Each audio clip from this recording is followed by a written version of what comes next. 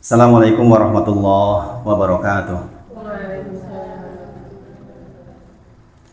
Alhamdulillahi haqqa hamdi nahmaduhu wa nasta'inuhu wa nastaghfiruh wa na'udzu billahi min syururi anfusina wa min sayyiati a'malina may yahdihillahu fala mudilla lahu wa may yudlilhu fala hadiyalah. Asyhadu alla ilaha illallah wa asyhadu anna Muhammadan abduhu wa rasuluh. Allahumma shalli ala Muhammad wa ala ali Muhammad.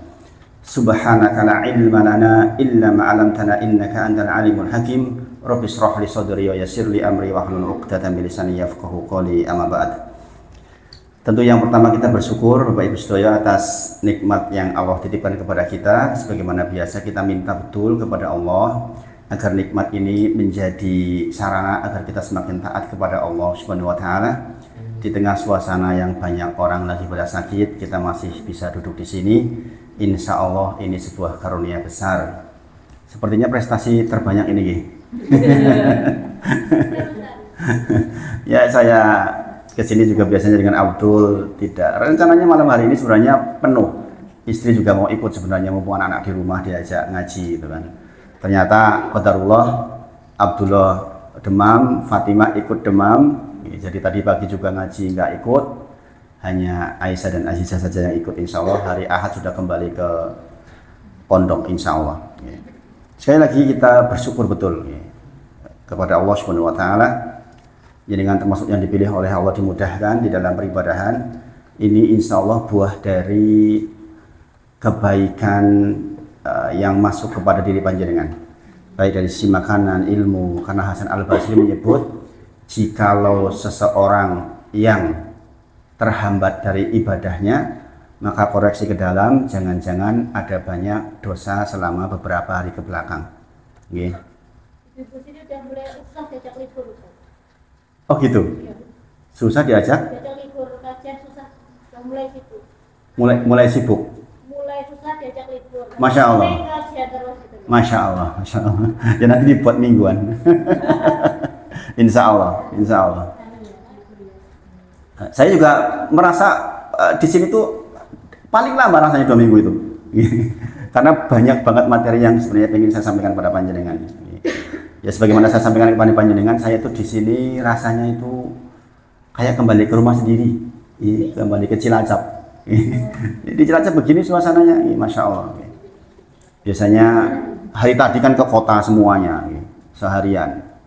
Makanya kesini itu betul-betul refresh, Masya Allah. Jenengan itu beruntung banget hidup di sini, Masya Allah. Bisa beritahu, beruntung.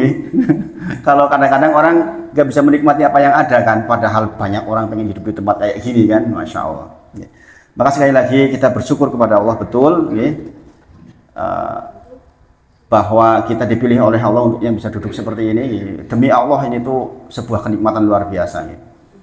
Saya sudah melewati masa yang panjang dalam hidup, 47 tahun. Itu bukan masa yang pendek untuk bisa memetik banyak hal. Untuk memetik banyak hal bahwa sungguh bisa duduk di majelis itu kenikmatan luar biasa. Di balik semua kenikmatan yang lain, demi Allah yang namanya kita belajar itu kenikmatannya luar biasa. Semoga Allah bimbing kita seterusnya. Kemudian yang kedua, salawat dan salam kita sampaikan pada junjungan kita Nabi Agung Muhammad Sallallahu Alaihi Wasallam. Kita betul-betul minta kepada Allah agar dimudahkan di dalam mempelajari seluruh risalahnya, dimudahkan di dalam semua urusan, sehingga kita termasuk orang yang pantas dan dipantaskan oleh Allah untuk mendapat syafaatnya di yaumil akhir. Ingat Rasulullah bersabda, kullu ummati dakhalal jannah yaumul qiyamah. Semua umatku itu masuk surga di hari akhir. Illa man aba, kecuali yang nggak mau. Ada yang nggak mau ya? Sahabat bertanya, waman ya'ba ya Rasulullah, siapa yang nggak mau ya Rasulullah? Emangnya ada orang nggak mau masuk surga? Rasulullah kemudian menyebut, waman at-ta'ani dakhalal jannah, barang siapa yang taat kepadaku masuk surga. Waman asoni, barang siapa yang mengingkariku, menyelisihiku, maka faqad aba. Itu loh orang yang nggak mau, kata Rasulullah Shallallahu Alaihi Wasallam. Jadi asalnya jenengan masuk semua ke surga insya Allah, tapi dengan syarat taat kepada Allah dan Rasulnya. Dan inilah alasan mengapa kita belajar. Karena untuk taat kepada Allah dan Rasulnya, wajiblah kita mengetahui perintah dan larangannya. Gitu. Bagaimana mungkin kita akan taat sing diperintah orang ngerti, sing dilarang orang ngerti lah terus kepripun. Salat carane Rasulullah pripun kita sudah pelajari sedikit demi sedikit. Bersuci cara Rasulullah kita sudah pelajari sedikit demi sedikit. Artinya kita tahu apa yang diperintah. Sambil jalan kita nanti tahu apa yang dilarang. Dengan itu insya Allah kita masuk surganya Allah Subhanahu wa taala. Maka kalau jenengan di pedukuhan atau di RT sering mendengar ngantu-antu syafaatipun Nabi Muhammad sallallahu alaihi wasallam itu enggak berhenti di situ. Mboten nanggung ngantu-antu tok meneng wae mboten. Ngantu-antu itu maksudnya yaitu tadi sing angsal syafaat nggih menika sing taat kepada Rasulullah. Taat butuh ilmu karena harus tahu perintah dan larangan. Nah, Bapak Ibu sedaya, malam ini kita jadwalnya tamasya ke negeri akhirat nggih. Nggih, insyaallah ini materi yang dalam, materi yang insya Allah akan sangat melembutkan hati kita, mendukung pembelajaran kita tentang fikih. Orang kalau hanya belajar fikih, tok memang kesannya kaku. Tapi kalau fikih disambung dengan tazkiyah nufus, tazkiyah hati, itu akan jadi lembut. Jadi kan nggak akan kaku. Jadi kan akan jadi orang yang nggak mudah menyalahkan orang lain. Semakin belajar tentang tazkiyah hati, kita akan semakin lembut dan semakin menghargai seluruhnya. Bayangkan sebagaimana saya ceritakan ke jenengan. Ada orang meninggal ibu-ibu yang saya ceritakan di pertemuan sebelumnya. Sudah saya ceritakan yang ngesti itu. Beliau kemarin waktu ketemu terakhir itu cerios ke saya di Jumatan kemarin itu, Ustadz, istri saya itu sholatnya sementara setahu saya itu sholat 5 waktu aja. Jarang sholat sunnah. Puasa ya setahu saya puasa wajib saja, puasa sunnah ya jarang-jarang. Tapi kesaksian dari yang gotong jamaah juga, namanya Pak Joko, tentara. Beliau cerita, Ustadz, ini rahasia ya. Saya cerita ke jenengan dulu. Kenapa? Saya itu ngangkat beliau itu kayak kapuk. Digini-giniin katanya. Nggak ditaruh di sini, enteng banget. Pun ketika dimasukkan ke liang lahat, kesaksiannya adalah masih lemas dan anget. Kemudian ada kesaksian yang menakjubkan juga. Itu kan jatuh di Jalan Bantul. Di sini luka-luka. Di sini luka-luka parah. Tapi ketika disiram air kali pertama, langsung kembali normal. Masya Allah. Saya tanya ke suaminya, apa amalannya? Padahal sholatnya hanya wajib. Sebagaimana jangan tahu, Rasulullah pun pernah sampaikan tentang itu. Beliau itu orang yang entengan banget tetulung teng tiang sanes itu. Bayangkan ada amalan andalan yang selalu dia sesibuk apapun kalau dimintai tolong langsung mangkat. Itu yang kata suaminya itu, mungkin itu Ustadz. Saya nggak tahu amalan yang lebih dari itu. Setahu saya istri saya itu saja. Sholat biasa, puasa biasa.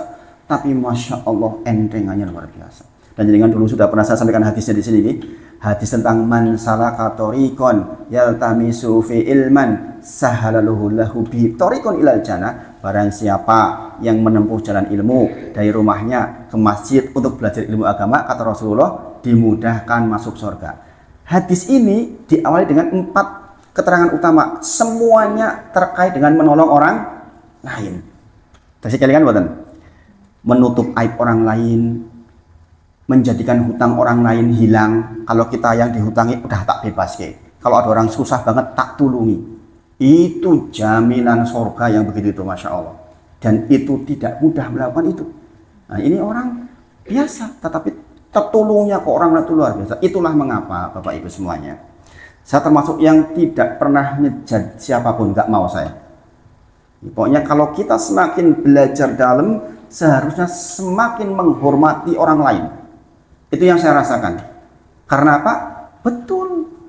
Wong kalau kita mengatakan ana khairu minhu, itu warisan iblis. Ketika iblis disuruh sujud kepada Adam, nggak mau karena apa rasanya? Kenapa kamu nggak mau? Iblis kata Allah. Kata dia, ana khairu minhu, aku tuh lebih apik ketimbang dia ya Rasulullah.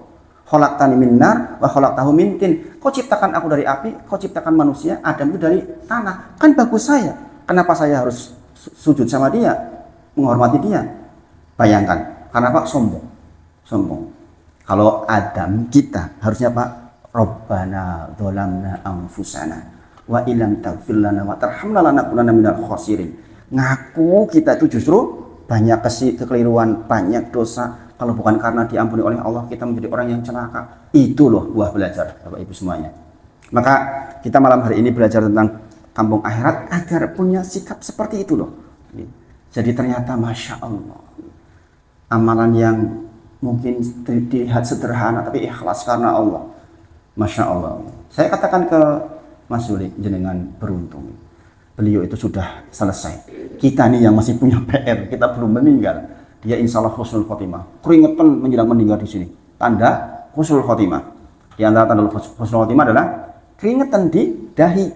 Kalau jangan melihat orang mau meninggal kok sampai peruntus-peruntus di dahi, itu tanda husnul khotimah. Masya Allah. Rahimahullah ta'ala, semoga Allah merahmati beliau. Semoga Allah memberikan kesabaran kepada yang ditinggal, insya Allah. Itu pelajaran yang kita ambil dari beberapa kejadian terakhir. Nah, Bapak Ibu, sebelum saya baca materinya, nanti kita akan bahas Quran Surah Al-Haqqah ayat ke-25 sampai 29 dan Quran Surah Ali Imran 133 sampai 136. Nanti biar dibacakan oleh Aisyah dan Azizah. Dibaca coba Aisyah yang Al-Haqqah. Dinyalain dulu itunya.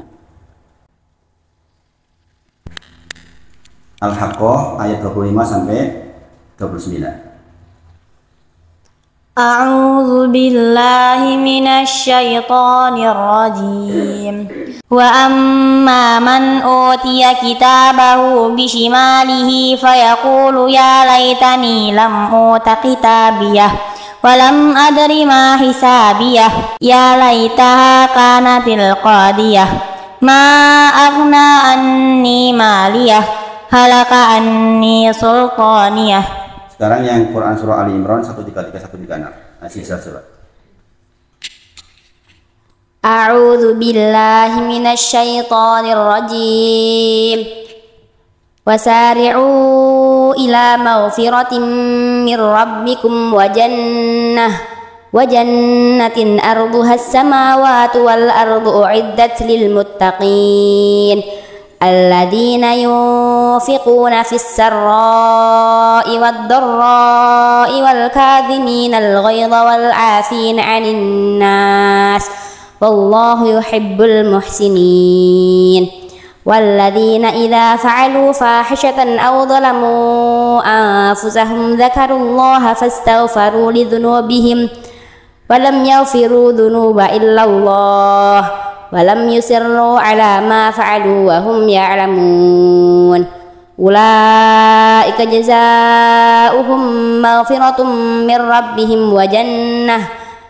وجنات تجري من تحتها الأنهار ونعم أجر العاملين تحتها الأنهار خالدين فيها وجنات تجري من تحتها الأنهار خالدين فيها ونعم أجر العاملين.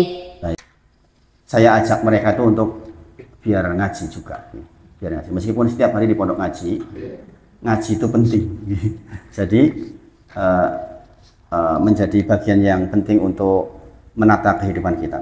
Baik, ibu-ibu sekalian, bapak-bapak semuanya, kita terakhir kemarin sudah sampai di bagian tentang apa arti hari akhir.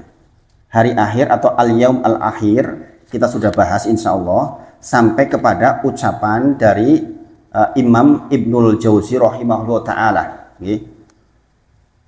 Di keterangan wajib atas orang yang tidak mengetahui kapan kematian menjemput untuk selalu siap. Kasih kelingan itu yang kita bahas kemarin, bahwa sing sinten kemawon boten ngertos kapan dijemput seto, tugasnya apa? Siap-siap. Pertanyaannya sekarang, yang hadir malam hari ini ada yang tahu nggak dijemput kapan? Nggak ada yang tahu. Berarti kewajibannya apa? Siap-siap. Supados ketika dijemput, ya siap betul. Itulah mengapa di antara buah pembelajaran ke negeri akhir itu jenengan selalu jaga wudhu. Sudah dipraktekkan belum?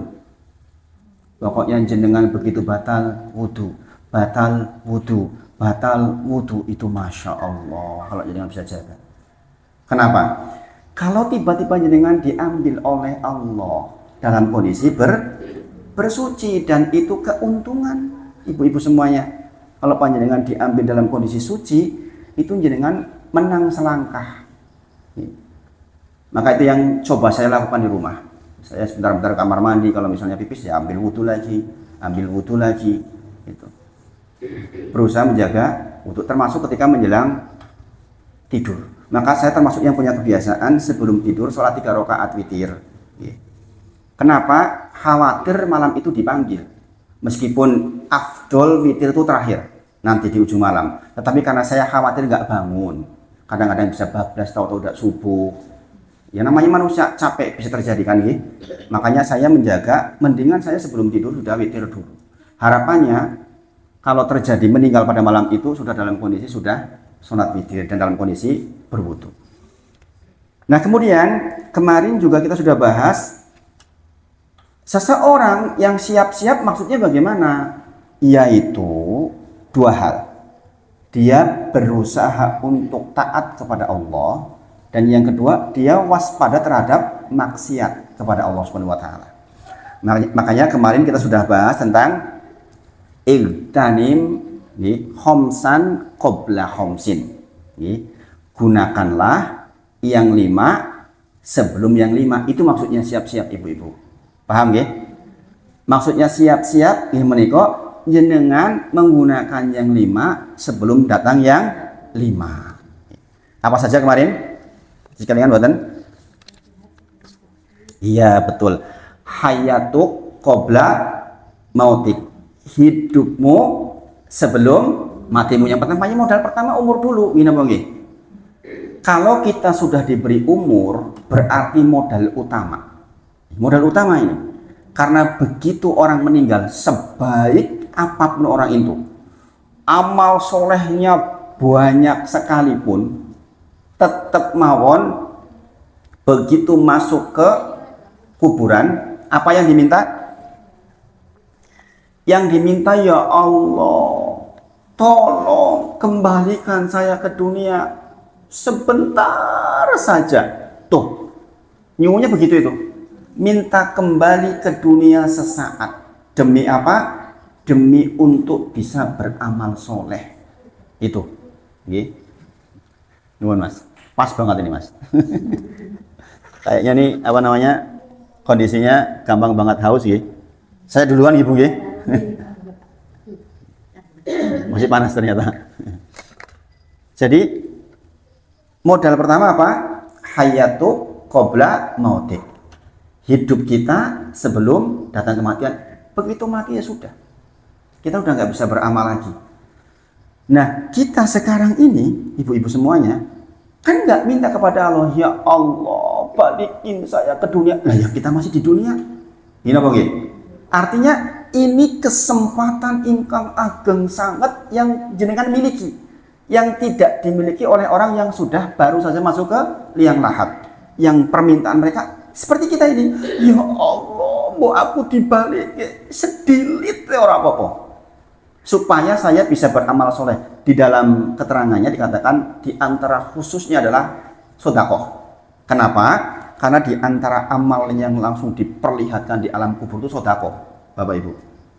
Bahwa sholat itu menjadi lampu di dalam kuburan, iya. Tapi yang diperlihatkan buahnya langsung, iki loh buah sedekahmu itu sedekah. Makanya begitu orang mati pengen balik ke dunia, andi dikembalikan tuh disedekahin semua tuh. Sekarang kita di dunia, ojo, eman, subhanallah. Ibu-ibu semuanya. Saya punya teman SMA, bisa yang pernah ceritakan ke jenengan, Masya Allah. Amar pulang dari pondok itu kebutuhannya sekitar 8,2 juta kemarin.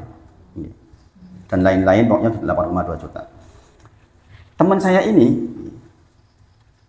memberikan uang transferan itu senilai pertama 2,9 juta.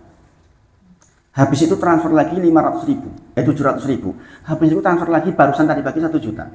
Dia dipandu oleh Allah untuk bisa melakukan seperti itu, Masya Allah. Itu orang-orang yang sudah diberkahi dan dirahmati, yang mudah sekali itu keluar, yang seperti itu.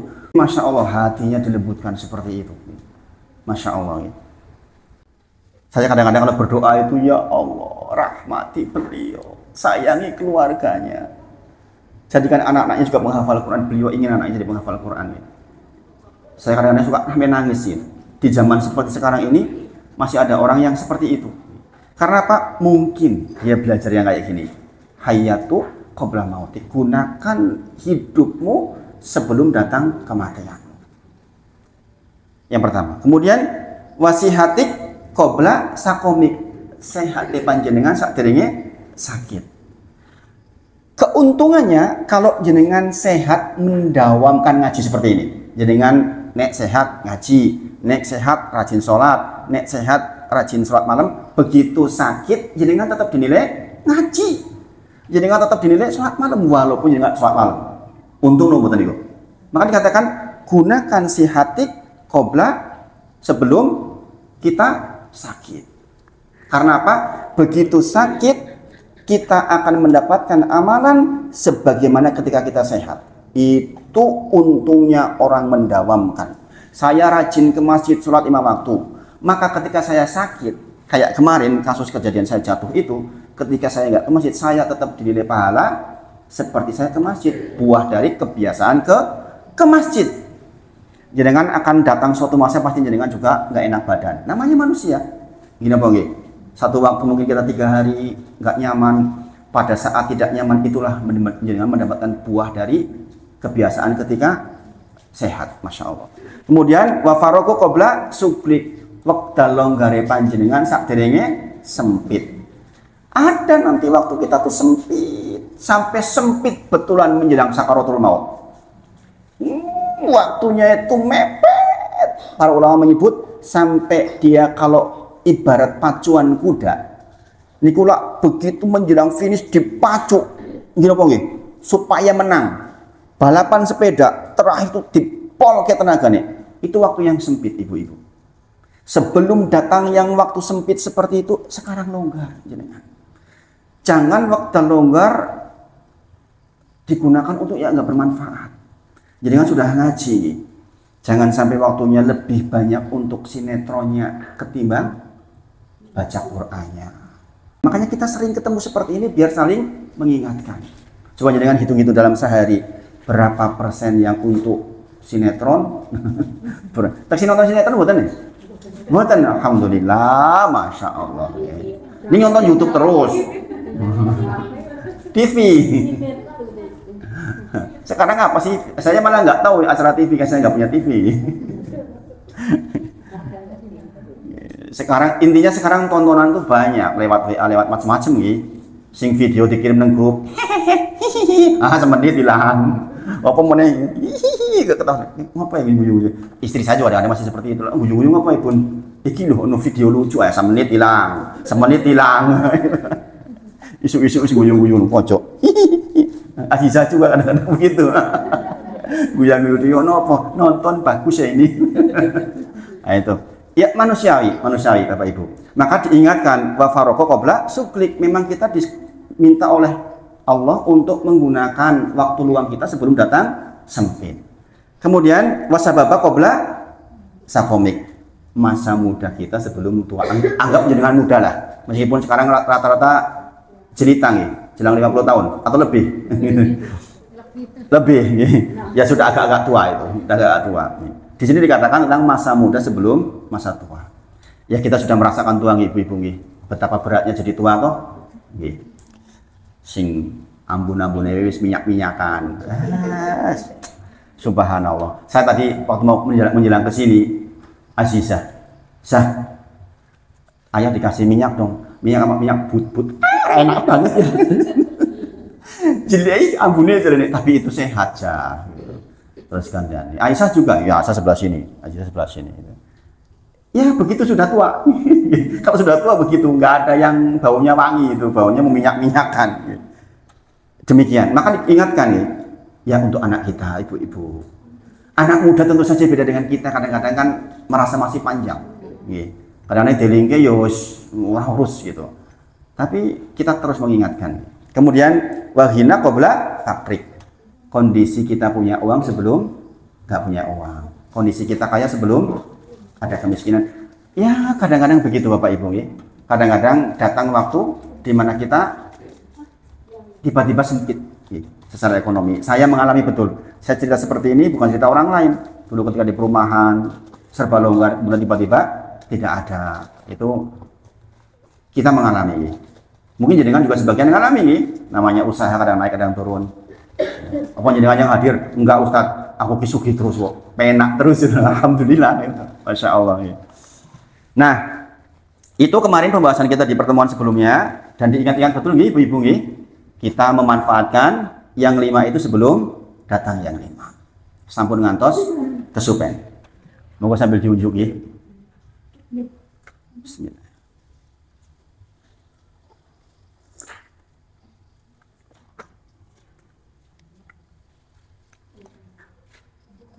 Kemudian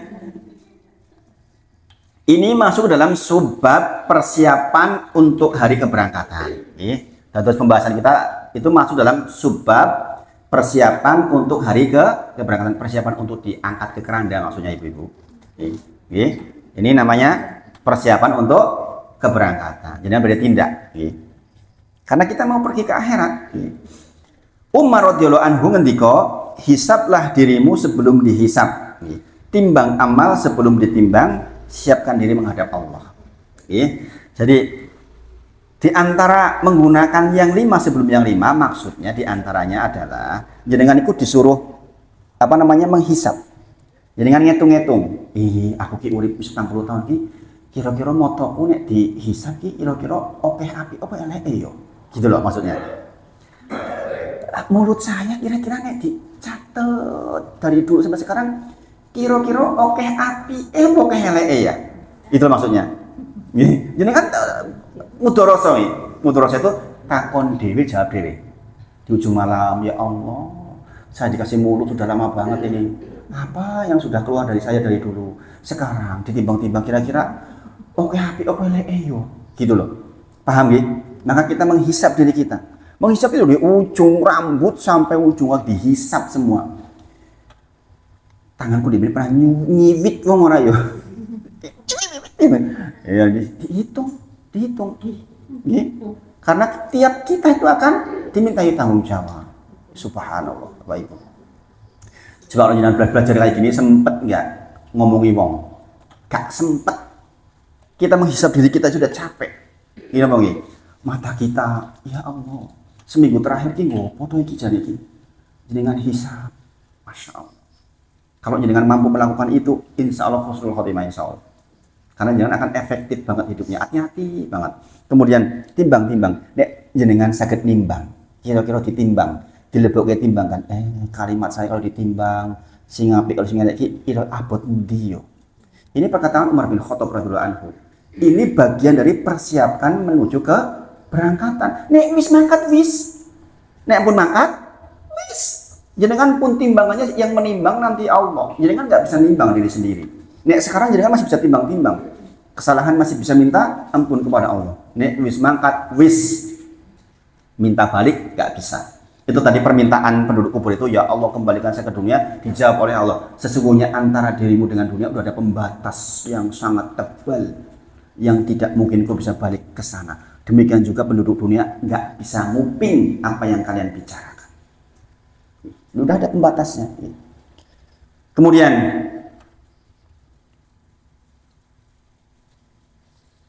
di dalam Quran surah Al-Haqqah ayat 18, yauma idzin, pada hari itu, tu'raduna la takhfa minkum khafiyatun. Pada hari itu kamu dihadapkan kepada Tuhanmu dan tidak ada sesuatu pun darimu yang tersembunyi. Dados injang panjenengan akan dihadapkan kepada Allah. Nggak ada sedikit pun yang tersembunyi. Kerlingan mata jenengan. Kali tiang sanes jeleh. Mbok ngenjang ketok niku. Ketok niku subhanallah. Jenengan ketok niku. Bayangin. Direkam seluruhnya dicatat. Hati kita sombong, nggak jujur ke orang lain. Allah, lagi sopok. Kelihatan waktu itu, subhanallah. Coba bayangkan kalau kita mengingat hari itu, kita mau ngapa-ngapain tuh mikir 1000 kali. Gini ngomongin. Maka di antara kemarin yang kita bahas adalah di antara orang yang dimasukkan ke neraka jahanam bainal masyriqi wal maghrib, yang dalamnya seperti timur dan barat, adalah orang yang sering mengeluarkan kalimat tanpa dipikir. Kalau dengan gampang mengeluarkan kalimat tanpa dipikir, oh, neraka jahanam yang paling dalam, subhanallah. Makanya jenengan semakin ngaji, semakin ditata lisan. Ini kalau jenengan praktekin di keluarga aja nikmat loh. Saya ajak belajar seperti ini dengan istri, memperbaiki terus. Itu kalimat-kalimat yang kuat. Ya namanya rumah tangga kadang-kadang naik sedikit nggak masalah. Tapi segera sadar, segera perbaikan. Masya Allah. Maka para ulama menyebut setiap muslim gadah wekdal dan menyempatkan diri untuk menghisap dirinya, maka hisapnya di akhirat akan ringan. Bapak Ibu, jangan perhatikan. Jenengan sebagai seorang muslim, berarti orang yang menyerahkan dirinya kepada Allah dan Rasulnya, kedah menyempatkan diri untuk menghisap. Apa? Menyempatkan. Namanya menyempatkan berarti bukan sisa waktu, ibu-ibu. Memang jenengan menyediakan satu waktu untuk jenengan menghisap diri panjenengan, entah di ujung malam, entah di ujung pagi menjelang aktivitas, sore setelah aktivitas, jenengan menyempatkan ada waktu untuk merenung, menghadap kepada Allah. Ya Allah, tak hitung-hitung ya Allah, dino iki ku apa wae itu aku jan wis metu apa wae itu kalimatnya, saya memandang apa saja hari ini, saya mendengar apa saja hari ini. Memang harus menyempatkan, ibu-ibu. Apa? Menyempatkan, bukan sisa waktu. Oh, nek ono waktu ya tak menghisapnya orang waktu ya wis. Bukan. Memang kita harus menyempatkan, ibu-ibu. Harus ada waktu. Makanya ada zikir pagi, zikir petang toh. Di antara waktu yang baik untuk menghisap diri kita ketika zikir pagi, zikir petang itu kita kraos. Kita baca Allahu la ilaha illa huwal hayyul qayyum. Pertama kan itu nih. La ta'khuduhu sinatu wa la naum. Lahu ma fis samawati wa ma fil ard. Man dzalladzi yashfa'u indahu illa bi'idnih. Ya'lamu ma baina aydihim wa ma khalfahum, dan seterusnya ayat kursi. Kita sudah mulai tuh menghisap diri kita, tahu ini ayat paling agung di dalam Al-Quran. Masya Allah. Setelah itu kita menyerahkan diri kita, Allahumma anta rabbi, ya Allah engkau tuh Rabb saya, la ilaha illa ans, tidak ada yang disembah kecuali engkau, wa ana abduk, saya tuh hamba, ya Allah nggak bisa apa-apa. Coba kalau kita sudah menghitung-hitung kayak gitu, subhanallah, Bapak Ibu, kita akan diberi kenikmatan, kenikmatan. Anak saya pulang kemarin itu nulis di kamar, ala bidzikrillah tatma'innul qulub. Anak pondok tulisannya kayak gitu-gitu. Hanya dengan mengingat Allah hati menjadi tenang. Ditulis di kamar bapak ibunya. Pakai apa namanya itu? Apa namanya? Spidol. Ala bidzikrillah tatma'innul qulub. Ada beberapa tulisan. Itu pesan-pesan saya baca. Masya Allah. Hanya dengan mengingat Allah hati menjadi tentram. Ya, saele-ele untungnya anak pondok ini lho, ngene wong tiyang sepuh niku. Nggih. Jadi ada pengingat seperti itu nggih. Jadi sekali lagi memang kita menyempatkan, ibu-ibu. Jadi mulai nanti malam menyempatkan nih, aku dino iki ngopo wae to yo. Kalau kemudian merasa banyak dosanya, istighfar yang banyak. Kemudian minta maaf ke istri, ke suami. Beneran ini ibu-ibu. Ya ampun, praktek dereng ya? Praktek dereng? Kan udah saya sampaikan. Jadi kan sudah praktek. Pak, ngapunten ki untuk hari ini. Saya minta maaf. Kalau saya diambil malam hari ini, saya diikhlaskan ki. Tolong dimaafkan. Udah belum? Sudah kayak gitu belum? Belum. Oh, belum Bu Yuni.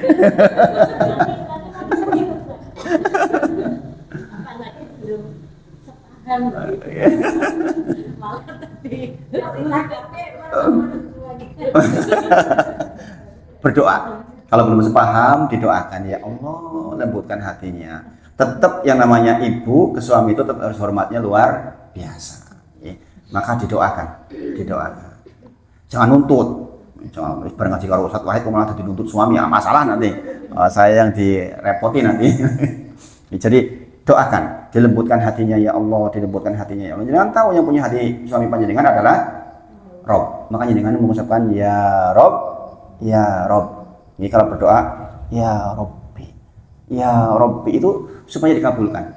Jadi kemarin kita sudah cerita nih di antara 4 syarat atau 4 hal yang menjadikan terkabul doa apa saja kemarin di video masih ada itu. Yaitu apa? Pertama, orang itu dalam kondisi safar. Nah, dengan pas perjalanan ya Allah. Kemudian yamuddu yadahi ila sama, mengangkat tangannya ke langit. Kemudian mengucapkan ya Robbi, ya Robbi, ya Robbi, yang punya hati suami saya tuh engkau ya Allah. Saya nggak bisa apa-apa. Ini belum sepaham dengan saya ya Allah. Ngomong sama Allah. Tapi kan engkau yang punya hatinya. Mohon ya Allah lembutkan hatinya ya Allah. Oh, nak nangis dengan kayak begitu sering. Insya Allah Bu. Insya Allah tetap dikabul pada akhirnya. Sabar insya Allah. Kemudian kata-kata di atas pembaringan orang soleh ketika orang soleh menjelang meninggal. Kemarin sudah saya sebutkan, di antaranya adalah Abdul Malik bin Marwan ditanya, bagaimana engkau mendapati dirimu? Maka beliau membaca Quran surah Al-An'am 94. Nah, ini kalau jenengan sudah berinteraksi dengan Al-Quran, sering maos artinya jenengan ketika meninggal yang diingat Al-Quran. Duh, aku kok kelingan ayat kayo gitu. Abdul Malik bin Marwan mengingat Al-An'am 94. Apa isinya? Tentang saya dulu datang ke dunia sendiri awal mula. Kemudian dia berprestasi di dunia, mencari ini itu, dan akhirnya ditinggalkan dan tidak ada yang ikut sama sekali dengan dia. Jadi dia menyadari menjelang meninggal, ya Allah, apa yang saya usahakan selama ini ternyata ya akan ditinggal semuanya. Apa yang kita mati-matian pikirkan, perjuangkan selama ini, seringkali kan begitu nih.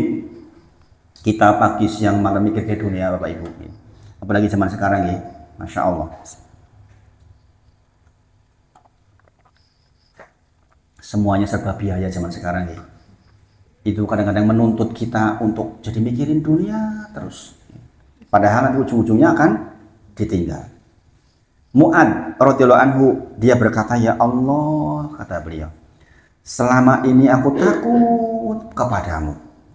Ini orang yang punya rasa takut kepada Allah, Mu'ad, Masya Allah, sahabat utama. Hari ini aku mengharapkanmu ya Allah. Bapak Ibu, ini perhatikan kalimatnya Mu'ad. Ini kalimat orang hebat. Kata Rasulullah, barang siapa yang di sakaratul mautnya mendatangkan 2 hal. Yang perhatikan, ini yang dikatakan Mu'ad, yaitu khof dan roja. Yang perhatikan betul ini. Ini persiapan keberangkatan jenengan. Barang siapa yang ketika sakaratul maut sudah meh-meh, sudah kondisinya sakit, dia mendatangkan khauf dan roja, takut dan harap, kata Rasulullah, dijamin dia husnul khotimah. Jadi coba resapi dulu. Takut kepada Allah, ya Allah, saya itu dosanya banyak, ya Allah.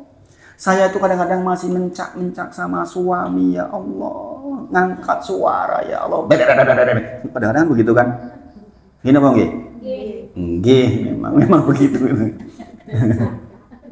Istri saya kalau sudah naik suaranya, memang asalnya dia memang suaranya keras, memang gitu. Saya paham juga. Cuma saya ingatkan, saya baru aja nih, udah ngingetin dalil mesti dalil. Wis ngerti ya. Metu dalil ya. Ya biasa, seperti itu. Namanya manusia, kadang-kadang mengangkat suara. Nah, yang seperti itu dihadirkan tuh waktu itu, ya Allah, aku kiyo wedi tenan karo panjenengan. Disebabkan banyaknya kekeliruan saya, kalau saya tarik ke belakang, itu jenengan muncul semua itu. Ketika jenengan menjelang sakaratul maut, jenengan akan dimunculkan hal-hal.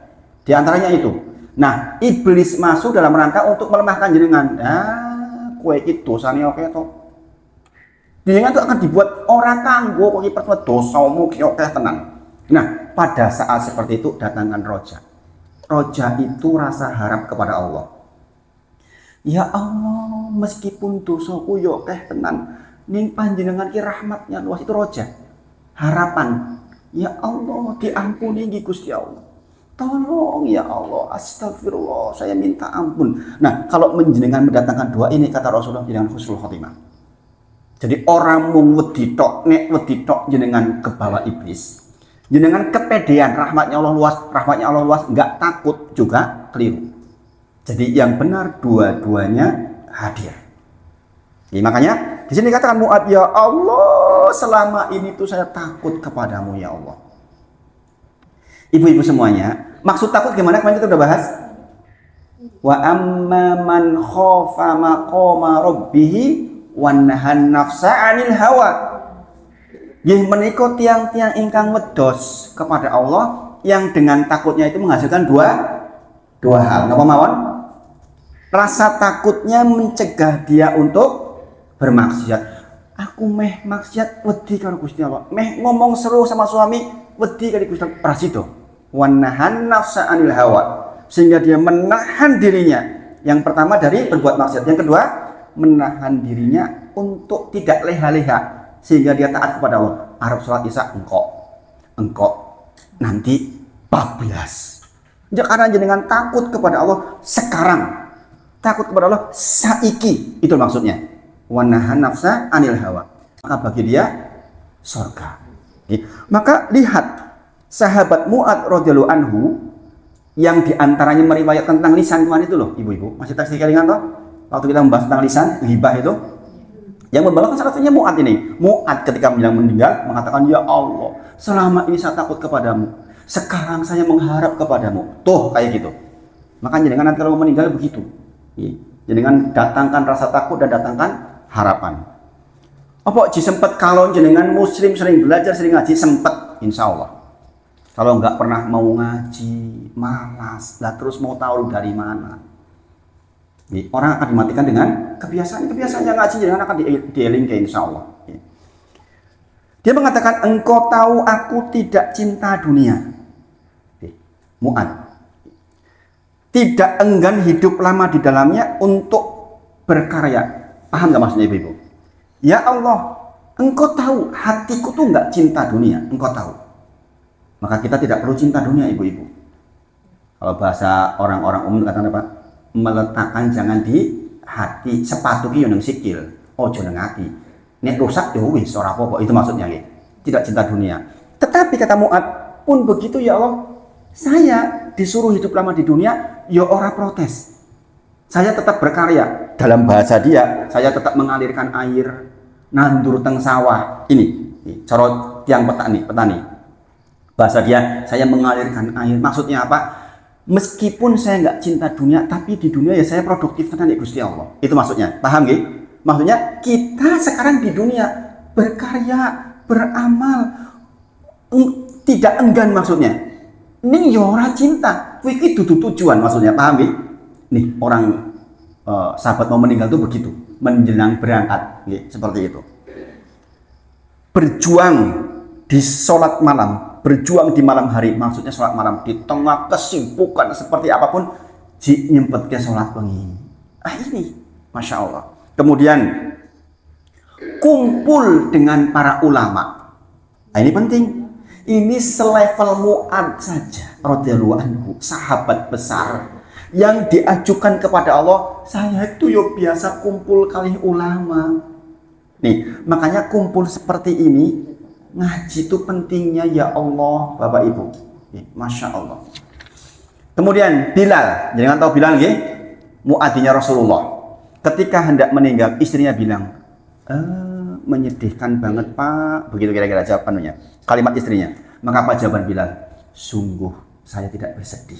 Saya berbahagia karena sebentar lagi saya akan ketemu dengan sahabat-sahabatku, orang yang aku cintai, Rasulullah dan para sahabatnya.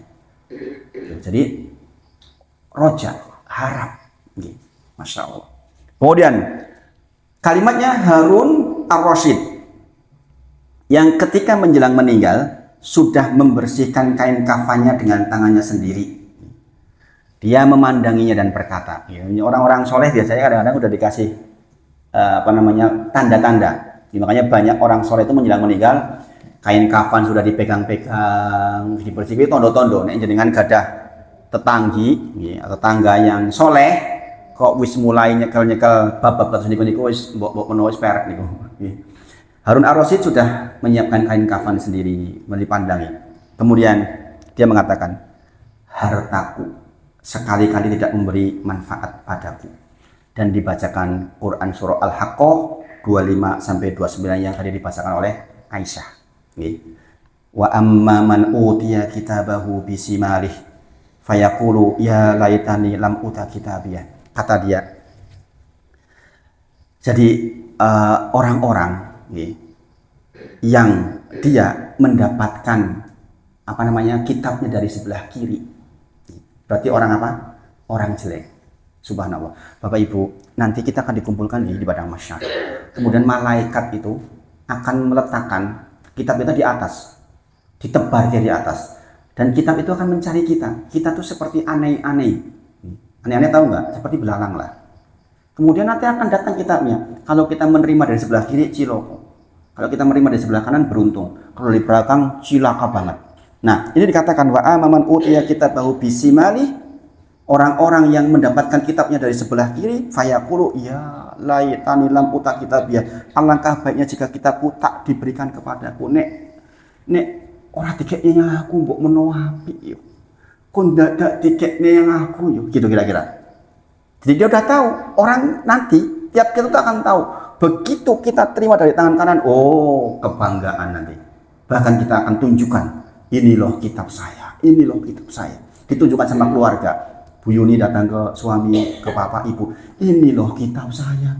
Dibaca. Gitu. Tapi yang seperti ini, yang dari sebelah kiri, subhanallah. Dia mengatakan, ya laitani lam uta kitabiyah. Coba nek rasa dibagi wae. Seperti orang terima rapot loh, nenek-nenek, nanti kau yang menolak dibagi baik, ngopo dibagi, ya enggak? Terima rapot, ini abang kabeh. Zaman dulu ada merah gitu, dan sekarang kayaknya nggak ada gitu. Kalau zaman dulu kan ada rapot merah 5, oh nek abang is rapotmu jeblok apa ora? Jeblok berarti mau abangnya oke. Ini zaman sekarang kan nggak ada nih, ireng kabeh. Kalau dulu udah rapot merah, wah repot banget. Nah, seperti ini, fayaqulu ya laitani lam utah kitabiyah, copo nek ora usah dibagi wae. Kemudian walam adri ma hisabiyah, sehingga aku tidak perlu mengetahui bagaimana isinya. Paham ya? Karena dia tahu, kan wajib dibaca, mau tidak mau, nanti dibacakan. Ketika dibacakan dilihat oleh semua orang, ibu-ibu bayangin, semua orang tertuju pada jenengan. Jenengan berbuat elek di dunia sekarang. Sok ditonton, saya tuh mau nonton jenengan, besok demikian juga jenengan mau nonton saya. Jenengan ditonton, gitu. Ditonton seluruh mata menuju ke kita, subhanallah. Bagaimana caranya? Terserah Allah. Caranya bagaimana? Subhanallah. Maka dia mengatakan, "Gen aku rasa ngerti wae to ngopo." Kemudian dikatakan, "Ya laitaha kanatil qadiyah." Kiranya nih kematian itulah yang menyelesaikan semuanya. Dia berharap apa? Mbok mati ki yo wis rasa ono dibangkit-bangkit ki, gitu maksudnya itu. Ya, makanya di dalam Quran surah An-Naba ayat terakhir, kuntu turaba. Mbok saya itu jadi kayak hewan itu loh, jadi tanah lagi. Masalahnya kita nggak begitu, ibu-ibu.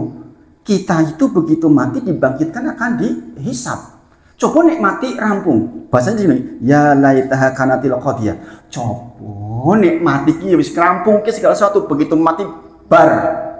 Itu loh, karepe wong sing keliru niku niku. Kenyataannya tidak begitu. Harun Ar-Rasyid itu orang hebat, kekayaannya luar biasa, pemimpin nih. Dikatakan ma aghna'ani maliyah.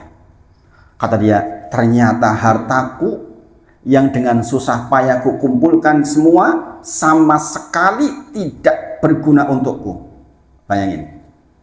Jadi harta yang jenengan kumpulkan kalau enggak dipakai di jalan Allah tuh enggak ada gunanya apa-apa, bahkan jadi beban, Bapak Ibu.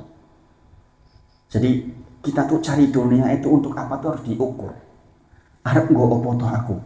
Ini penting banget, ibu-ibu. Kalau kita nggak ke situ nanti kita duit-duit sithik, oh tuku mobil, tuku ini, yang nggak perlu itu loh, subhanallah. Apalagi sekarang online itu mudah banget nih. Ibu-ibu kan senangnya belanja kan? Kalau sudah belanja itu Masya Allah, saya ibu-ibu tuh. Istri saya juga kalau yang namanya judulnya belanja, itu senang banget, lebok-leboknya keranjang, orang dituku-tuku. Ya, keranjangnya isinya oke banget nih, orang dieksekusi yo. Ning seneng katanya ya, hiburan kadang-kadang masukin ini, apalagi anaknya barusan pulang kayak gini, beli apa? Ya keperluan anak perempuan ini, apa aja, ditukoni habis. Ya, karena hari Ahad udah mau pulang nih. Itu udah seneng katanya kayak gitu, ya, seneng pol-polan. Ya. Tapi dikatakan ma'alna animaliyah, sungguh hartanya itu nggak berguna sama sekali. Ini bicara orang kaya raya nih, bukan orang sederhana, orang kekayaannya luar biasa. Ya. Kemudian halakaani sultaniyah, telah hilang kekuasaanku. Maksudnya apa? Sebagian orang bersandar dengan kedudukan, bersandar dengan kekayaan, gila bogi, bersandar dengan, pokoknya bersandar dunia ini loh. Saya insya Allah aman, wong anak saya pejabat. Saya sendiri pejabat. Kata dia, halakaani sultaniyah, telah hilang seluruh kekuasaanku. Enggak manfaat sama sekali, enggak bisa untuk bersandar sama sekali, subhanallah. Jadi ini perkataan Harun ar-Rasyid ketika menjelang meninggal. Demikian mereka semua melihat kematian dengan sangat terang benderang seperti terang matahari di siang bolong, Bapak Ibu. Kalimat ini jangan perhatikan. Orang-orang yang sudah belajar seperti kita seperti ini, Bapak Ibu, itu melihat kematian itu sangat jelas seperti terang benderangnya siang bolong. Paham maksudnya? Ya dengan lihat kematian tuh jelas banget. Ya, itu tuh memang akan saya datangi cepat atau lambat, bahkan mungkin sebentar lagi. Sehingga seterang itu kita melihat, yang dengan itu kita jadi cerdas, mikir kayak tenan bahwa saya akan mati betulan. Maka setelah itu saya mau ngapain? Sehingga perbuatan saya sekarang harus betul-betul tanaman untuk dipanen besok. Itu loh maksudnya. Kalau kita nggak terang benderang seperti itu, kita mungkin sembarangan aja hidup. Nggak mikir nanti bagaimana. Padahal awal kita sudah bahas nih.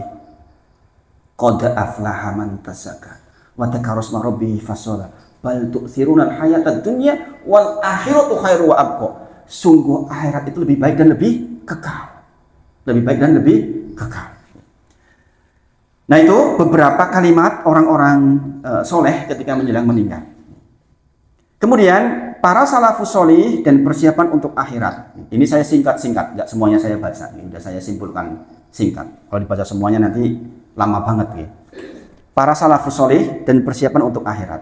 Bagaimana orang-orang salafus solih itu mempersiapkan dirinya untuk akhirat. Mereka mengatakan memberi contoh dengan bekal amal soleh. Memberi contoh dengan bekal apa? Amal soleh. Faman kana yarju liqa'a rabbih falyamal amalan sholihan wa la yusyrik bi ibadati rabbih ahada. Memang untuk bertemu Allah masuk surga syaratnya adalah amal soleh salah satunya. Maka mereka tuh berbekal dengan amal soleh dengan seluruh ragamnya. Ada yang kayak tadi istrinya Mas Yuli dengan menolong orang lainnya. Dia punya andalan amal. Jadi kan juga harus punya itu. Dari sekian banyak amal yang kira-kira nek saya ngadep Gusti Allah ki endi yo sing kira-kira patut saya banggakan. Itu harus ada ibu-ibu. Entah jenengan biasa bangun di ujung malam kah atau jenengan biasa rutin sedekah 10.000 setiap hari kah atau jenengan termasuk orang yang entengan kah nolong orang lain. Itu harus ada ibu-ibu. Harus ada yang kira-kira pantas. Nek aku ngadep Gusti Allah ki pantas. Pantas-pantasnya aku yo patut. Itu loh maksudnya itu. Oke. Sebagaimana jenengan kalau mau menghadap kepada pejabat jenengan udah memantaskan diri, pengesan lah, inilah, itulah, baju terbaik ini mobil. Ya kan dengan persiapan lah. Kita mau menghadap Allah Subhanahu Wa Taala. Kalau kita nggak persiapan, ya terus gimana? Maka para salafus mengatakan kami berbekal dengan amal soleh dengan seluruh ragamnya. Maksudnya apa? Ada yang dengan lisannya, ada yang dengan matanya, ada yang dengan pendengarannya, ada yang dengan hartanya, ada yang dengan kakinya. Ada yang mungkin dengan pertolongan ke orang lainnya. Dia pokoknya berbekal dengan amal soleh dengan seluruh ragamnya. Maka disebutkan mereka tidak menyiapkan satu pintu dari pintu kebaikan kecuali dia pasti berusaha memasukinya. Maksudnya ngapain ibu? Nek jenengan mireng kok ono kebaikan, maka tidaklah jenengan melewatkan pintu itu. berusaha untuk masuk. Ada entitas dakwah lagi ngumpulin donasi untuk apa misalnya bangun masjid. Mbok ketanggung 5.000 pokoknya aku melu. Itu maksudnya. Jenengan tidak menyia-nyiakan walaupun satu kesempatan. Putrane panjenengan nyuwun tulung diajari, ini pintu kebaikan, sempatkan. Oh, istri jenengan, suami jenengan pengen diantar kemana? Oh, ini pintu kebaikan, sempatkan. Itu maksudnya tuh. Tidaklah mereka melihat satu pintu dari pintu kebaikan kecuali berusaha memasukinya. Namanya berusaha mastata'tum, sekemampuan panjenengan. Sebagaimana kita sudah bahas di hadis arba'in nomor 9 kemarin sudah saya singgung bahwa dalam hal ketakwaan mastata'tum, sekemampuan. Mampu kuopo gitu. Ya namanya mampu itu ya sekemampuan kita, ibu-ibu. Bisa jadi sedekahnya jenengan yang 50.000 lebih besar dibandingkan 1 jutanya orang lain. Bagaimana tidak? Saya punya orang yang mungkin sedekah dia. Setahun mungkin 500.000 lah. Yang ke saya tidak tahu ke yang lain. Tapi dalam 1 tahun dia bisa beli rumah seharga 1,3 miliar, bisa beli kendaraan seharga 800 juta.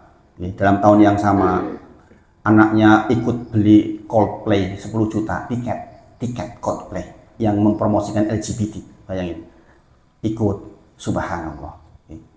Sementara untuk kebaikan 500.000 setahun. Jenengan mungkin 50.000 bisa jadi lebih besar daripada yang itu. Nah, itu maksud saya. Mempersiapkan sekemampuan. Tidaklah lewat pintu kebaikan di mata jenengan kecuali jenengan pasti berusaha untuk melakukan. Itu. Kemudian tidaklah mereka melihat satu pintu dari pintu keburukan kecuali mereka pasti waspada. Paham ya? Ada kesempatan ghibah. Enggak lah. Paham ya? Jadi ada kesempatan nih, orang lagi pada kumpul-kumpul, aduh majelis ghibah, enggak lah gitu maksudnya ya. Aja malah melebu, kesempatan nih melu-melu gitu, jangan kayak gitu ya. Sebagaimana kita sudah bahas, ghibah tuh nikmatnya pol-polan gini bang ya. Judulnya ghibah itu nikmat lezat. Makanya hati-hati, biasanya yang lezat itu yang bikin penyakit gini bang ya. Brontowali pahit, mahoni pahit, obat. Sing legi-legi penyakit. Makanya harus hati-hati. Nah, mereka, para salafus soleh, kenapa melakukan itu? Karena mereka paham Quran surah Ali Imran 133 sampai 136 yang tadi dibacakan oleh Asisah. Menika bacaan dari wasari'u ila magfiratin min rabbikum wa jannatin arduhas samawati wal ardu uiddat lil muttaqin. Bapak Ibu, setelah jenengan mendengar ini sekilas, ini masih di awal-awal, tapi ini poin-poinnya dengan tangkap betul.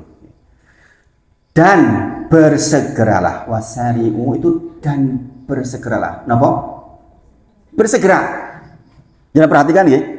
Bersegera, enggak nunggu-nunggu, enggak taswif. Kalau jangan lihat kebaikan, bersegera, enggak tunggu. Sekali lagi, penyakit wanita yang membuat dia banyak di neraka jahanam karena taswif. Itu Rasulullah sebutkan, bukan saya yang nyebutin loh.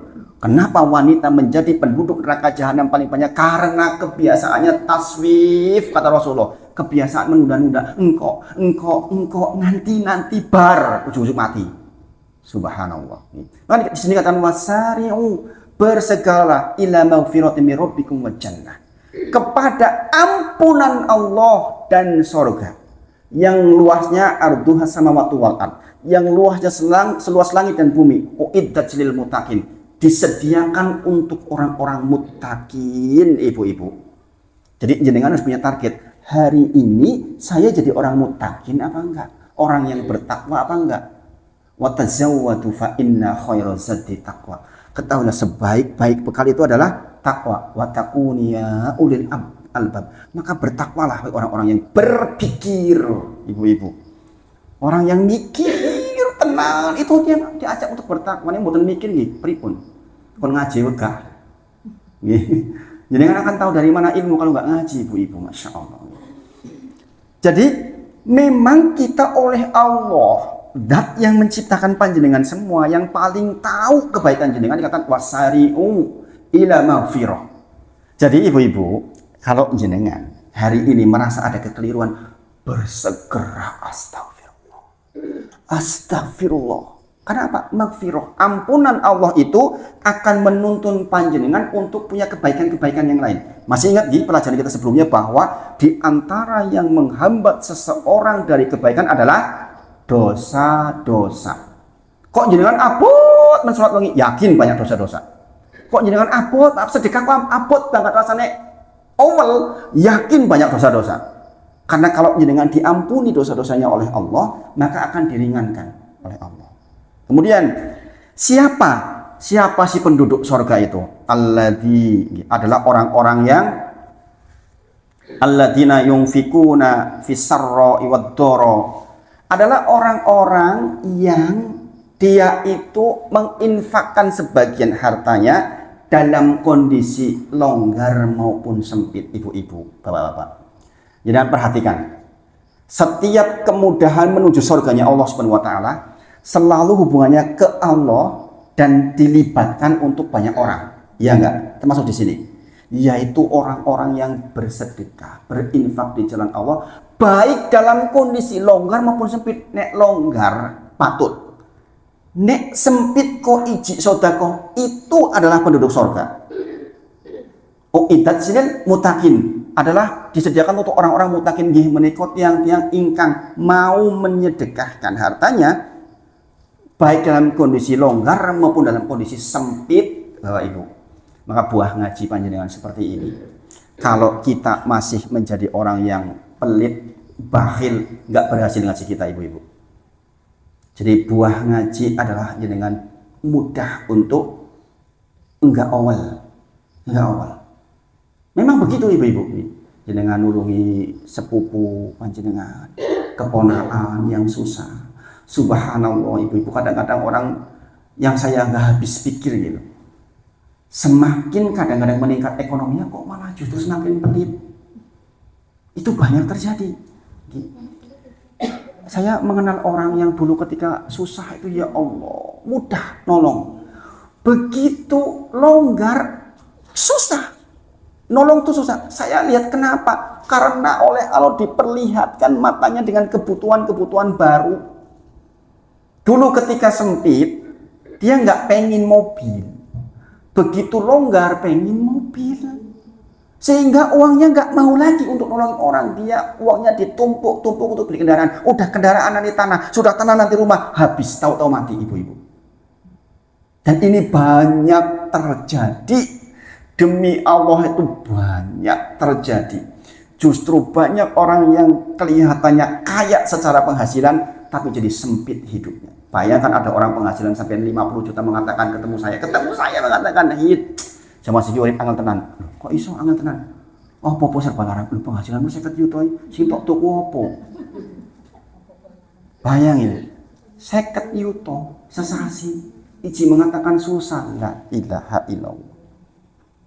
Nek ngerti penghasilanku kowe terus kepiye? Kowe mati malahan mendadak ngono itu. Subhanallah. Itu live ketemu saya. Ngobrol. Jadi orang-orang yang dia menginfakkan hartanya dalam kondisi sempit maupun kondisi lapang. Kemudian juga adalah orang-orang yang menahan amarahnya dan memaafkan kesalahan orang. Ibu-ibu, buah ngaji panjenengan kalau jenengan betul-betul cinta akhirat, jenengan tahan marah. Ya manusia, kadang-kadang kita pengen marah ya enggak? Kadang-kadang meletup-letup, ya tahan ibu-ibu, berlatih untuk ditahan. Yang membuat kita marah itu banyak. Karuan nih orang musing gawina karuan, bojone apian banget, soleh banget, karuan. Tapi nek bojone ini baik banget, apa dia tahan? Itu penduduk surga, ibu-ibu. Nggih. Nek wis soleh karuan. Urung soleh jenengan tahan itu. Kemudian wal afina anin nas, orang-orang yang memaafkan orang lain. Kemudian wallahu yuhibbul muhsinin, dan Allah menyukai orang-orang yang berbuat kebajikan. Coba jangan perhatikan ibu-ibu. Ada kalimat wallahu yuhibbul muhsinin. Bayangin, ini tuh yang cinta kepada jenengan siapa? Kalau jenengan muhsinin, Allah. Kalau jenengan dengar seperti ini, Ya Allah, aku tuh punya kesempatan dicintai oleh Zat yang menciptakan saya. Dikatakan Allah tuh cinta kepada orang yang berbuat kebajikan. Maka kita tuh punya usaha effort tenanan. Ya, biar saya dicintai oleh Allah. Itulah maksudnya ibu-ibu. Jangan lewat saja. Ya. Berbuat kebajikan dicintai oleh, emang masalahnya apa? Jangan begitu. Ya. Kemudian walladzina idza fa'alu, ya. Dan juga orang-orang yang apabila mengerjakan perbuatan keji, fahisatan, fa'alu fahisatan, awdolamu anfusahum, atau dia berbuat buruk terhadap dirinya, menganiaya dirinya, zakarullah, maka dia segera ingat Allah. Nah ini ibu-ibu bapak-bapak penting. Nek wis bajut jenengan gawe maksiat, wis bajut nesu, mendolimi diri sendiri, maksudnya ngatain ibu-ibu. Jangan meninggalkan perintahnya Allah itu mendolimi diri sendiri. Sholat kok dilalai bablas, salah satu ketika terjadi. Nah, maka dikatakan ini masih penduduk surga. Kalau orang-orang seperti ini begitu berbuat maksiat, berbuat keliru, dia zakarullah, dia ingat Allah. Langsung ingat Allah. Oh jadi terus-terus kena sunai maksudnya ini. Kemudian wastagfiru. Kemudian dia minta ampun kepada Allah lidunubihim atas dosa-dosa mereka. Wa may yaghfiru dzunuba illallah. Siapa yang bisa mengampuni kecuali Allah? Ini juga penting ini. Ketika jenengan sudah berbuat dosa, keliru, ya Allah, ini orang panjenengan sing ngampuni terus sapa? Maka dikatakan mengatakan Rabbana dzalamna anfusana wa illam taghfir lana wa tarhamna lanakunanna minal khasirin. Itu ucapannya Adam alaihissalam ketika keliru gara-gara dia makan sesuatu yang keliru. Rabbana dzalamna anfusana wa illam taghfir lana wa tarhamna lanakunanna minal khasirin. Memang kita tuh nggak bisa lepas dari dosa-dosa ibu-ibu. Tak terkecuali siapapun. Yang penting ketika kita keliru segera ingat Allah, minta ampun. Kemudian dan siapa lagi yang dapat mengampuni dosa-dosa lain daripada Allah dan mereka tidak meneruskan perbuatan kejinya itu sedang mereka mengetahui. Jadi di antara ciri penduduk surga ibu-ibu adalah orang-orang yang ketika dia berbuat keliru dia minta ampun dan dia tidak meneruskan. Jadi wis nesu kelingan kemudian dia istighfar, ya jadi terus ke. Masuk tak rampung ke sisan wae, tak pol ke sono dasar monyet kowe. Nah, ini ya bablas ini. Jadi dia berhenti segera. Kemudian ulaika jazaohum, mereka itu balasannya ialah ampunan dari Tuhan mereka dan surga yang di dalamnya mengalir sungai-sungai, sedang mereka kekal di dalamnya dan itulah sebaik-baik pahala orang yang beramal.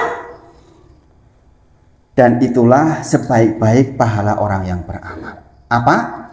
Orang beramal itu akan mendapatkan pahala berbentuk ampunan dan sorga. Jadi Bapak Ibu, kita mempelajari ini semua nih, yang setebal ini, sesungguhnya tujuan akhirnya adalah ini. Tujuan akhirnya adalah kita diampuni oleh Allah dan kita dimasukkan ke surganya Allah Subhanahu wa taala. Itu. Makanya kayak sekarang kita ini, pergantian tahun ini jangan coba lihat. Saya setahun 2023 kemarin itu ngapain? Maka di 2024 saya harus bagaimana? Saya kok disampaikan oleh Allah di 2024, jangan-jangan memang ini kesempatan dari Allah kepada saya untuk membersihkan yang lalu-lalu itu loh. Jangan malah dirayakan gitu, subhanallah. Kemarin waktu malam tahun baru, saya sebenarnya pulang ke Cilacap tuh hari Jumat, tapi malamnya saya dihubungi oleh panitia di Ngesti. Malam tahun baru harus jenengan Ustaz. Pokoknya jenengan harus balik ke Jogja, subhanallah. Akhirnya saya hari akad tuh berangkat habis duhur. Ngisi pengajian di sana banyak yang datang untuk apa? Mencegah hal-hal yang tidak diperlukan di malam itu. Ngaji, ini masalah. Di antara yang saya sebutkan adalah banyak orang yang justru merayakan berkurangnya umur. Ganti tahun tak berkurang umur, tahu gini apa gitu? Harusnya sedih atau bahagia? Sedih, tapi kenyataannya malahan ngenteni. Tik buar ya kita melu-melu subhanallah. Sini golek opo jane iki? Subhanallah. Di sini insyaallah enggak gini insyaallah. Ya apa enggak? Disalahkan rame itu. Di 1000 tahun ramai banget. Waduh semua. Dibakar harta banyak banget tuh. Itu kalau untuk nyumbang anak pondok dapat berapa itu lumayan kan? Kembang api mahal loh. Saya dulu waktu masih jahiliyah juga beli itu. Ya belinya sampai masih ingat zaman waktu itu beli sampai 800.000. Nah kalau sekarang uang berapa itu bisa untuk 3 bulan anak pondok itu, subhanallah. Nah itu apa yang disampaikan oleh para salafus saleh terkait dengan ketika persiapan menjelang meninggalnya. Kemudian Nabi Musa ini disebutkan di dalam Quran surah Toha ayat 84. Musa berkata, itu mereka sedang menyusul aku dan aku bersegera kepadamu ya Rob agar engkau ridho kepadaku. Jadi intinya setelah jenengan tahu seperti ini, bersegera ibu-ibu. Poinnya jenengan bersegera, ngaji bersegera, belajar Quran bersegera. Bayangin ibu-ibu, istri saya tadi itu hari tanggal 1 Januari ketambahan orang tahsin itu 40 lebih. Salah satu tokohnya Salakan, Bung Mujono, itu datang ke rumah. Karena selama ini ngaji katanya nggak ada peningkatan, akhirnya kemudian waktu tanggal 1 tahun bulan lalu itu diundang, kemudian akhirnya ngaji semua. Ibu-ibu, Masya Allah. Masya Allah. Saya bilang, lebih ngatur waktunya siang. Jadi mulai bar duhur itu sudah mulai dikasih dibagi-bagi di poro 4, 10 orang, 10 orang, 10 orang. Karena apa? Khawatir mati cepat. Ibu-ibu kalau meninggal belum bisa baca Quran terus pripun. Masya Allah. Bisa untuk sanggup jenengan itu. Kalau jenengan bisa baca Quran, jangan kan nanti di surga dikatakan bacalah, ikro, bacalah sampai batas akhir bacaanmu itulah surgamu. Moco meneh, nanti tekan pol. Sing mocone sithik rendah ibu-ibu. Makanya kita belajar ibu-ibu, belajar nih. Di sini sama Bu Yuni insya Allah sudah mahir nih, insya Allah di tahsin ulang nih, tahsin ulang. Semangat nih, semangat bukan ibu-ibu, semangat. Jam berapa sekarang? Oh jam 9, Masya Allah. Udah capek belum? Sudah capek nih. Ini sedikit-sedikit tapi mudah-mudahan bermanfaat. Saya alhamdulillah tenaga hari ini dikasih full ini. Jadi nggak teriakan capek toh? Masya Allah. Ya, ini yang disampaikan malam hari ini meskipun tidak sangat banyak tapi sudah banyak ya, insya Allah. Poin-poinnya jangan pegangi ya. Kemudian bersegera. Jangan tunda ya. Nah itu mudah-mudahan bermanfaat. Kita tutup dengan kafaratul majlis. Kalau masih ada pertanyaan nanti sambil santai nggak masalah. Subhanakallahumma wa bihamdik asyhadu an la ilaha illa anta astaghfiruka wa atubu ilaik wa akhiru da'wana alhamdulillahirabbil alamin. Assalamualaikum warahmatullahi wabarakatuh. Aisyah.